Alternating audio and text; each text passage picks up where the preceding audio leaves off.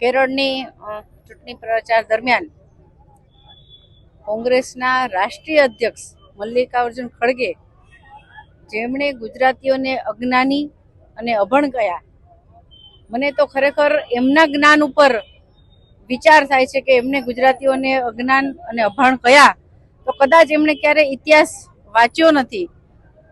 વાત કરીએ તો સ્વતંત્ર સંગ્રામથી માંડીને વાત કરીએ, ગાંધીજીથી માંડીને અત્યાર સુધીની વાત કરીએ તો ગુજરાતીઓનું યોગદાન એમને દેશની આઝાદીથી માંડીને દેશના વિકાસ સુધી, કે પછી મોદી સાહેબ હોય કે અમિતભાઈ શાહ હોય, એમણે કદાચ આ વિષય ઉપર ક્યારે ધ્યાન આપ્યું નથી કે ગુજરાતીઓનું યોગદાન શું છે. એમણે જે વાત કરી કે ગુજરાતીઓ અજ્ઞાની છે, અભણ છે, એમનામાં ભણતર ઓછું છે, તો કદાચ મારે એમને એ કહેવું છે કે ગુજરાતનો કદાચ વિકાસ જોઈને અમે જે ગુજરાતીઓમાં અમે કહીએ છીએ કે વાંક દેખા અથવા ઈર્ષાળુ એવું એમનું કદાચ આવું વ્યક્તિત્વ છે ને, ગુજરાતના વિકાસ એ કદાચ જોઈ નથી શક્યા અને એમના એટલે જ એમણે એમના મોઢામાંથી આવા શબ્દો ગુજરાતીઓ માટે નીકળ્યા છે.